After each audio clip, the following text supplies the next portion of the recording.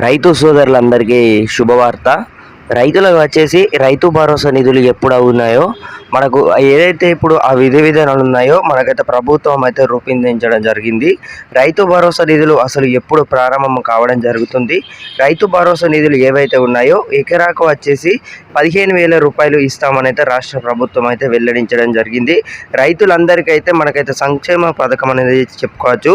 ప్రభుత్వం కట్టుబడి ఉందని అయితే వ్యవసాయ శాఖ మంత్రి తుమ్మల నాగేశ్వరరావు అయితే తెలిపారు.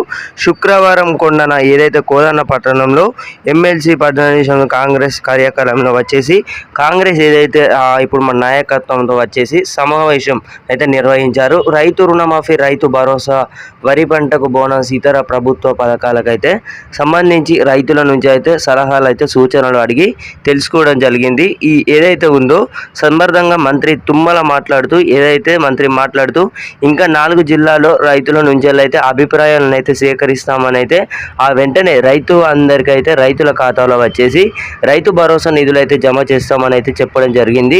3వ విడత వచ్చేసి రుణమాఫీ ఏదైతే ఉందో నిధులు వచ్చేసి ఆగస్టు 15న అయితే విడుదల చేస్తున్నారు.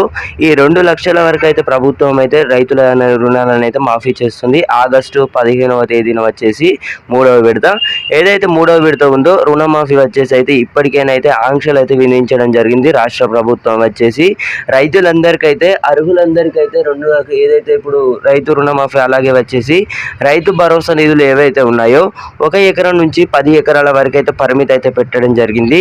ఇంకా కొన్ని 4 జిల్లాలో వచ్చేసి సంక్షేమ పథకం ఏదైతే ఇప్పుడు రైతు భరోసా ఉందో రైతుల అభిప్రాయాలు అయితే తీసుకోవడం అయితే జరుగుతుందన్నమాట.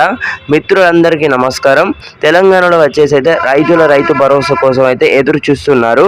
తెలంగాణలో కాంగ్రెస్ ప్రభుత్వం వచ్చిన తర్వాత రైతు బంధు పథకం పేరున రైతు భరోసాగానైతే మార్చడం జరిగింది.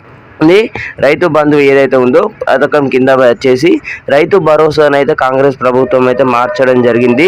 అయితే రోజుకైతే రైతు భరోసా కోసం అయితే ఎదురు చూసే రైతులు ఎక్కువ అవుతూనే ఉన్నారు. మంత్రి తుమ్మల నాగేశ్వరరావు అయితే రైతు భరోసా త్వరలోనే రైతుల ఖాతాలోకి అయితే విడుదల చేస్తామని అయితే ఆయన్ని తెలిపారు. రైతులు ఎవరు కూడా ఆందోళన చెందవలసిన అవసరం లేదు. డబ్బులు ఇవ్వరని ఎవరైతే రైతులు ఉన్నారో రైతులకు వచ్చేసి అయితే మనకైతే ఆంక్షలు అయితే విధించనున్నారు.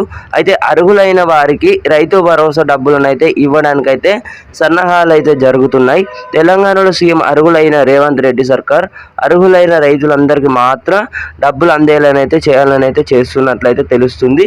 అయితే ఇప్పటి వరకు డబ్బులు ఎప్పుడు జమ చేస్తారనే విషయం పైన ఇంకా స్పష్టతనైతే రావడం జరిగిందన్నమాట. మనకి ఏదైతే 2 లక్షల రైతు రుణమాఫీ జరిగిన వెంటనే మనకి ఏదైతే రైతు భరోసా నిధులు ఉన్నాయో ప్రక్రియనైతే ప్రారంభం అయితే కావడం జరుగుతుందన్నమాట.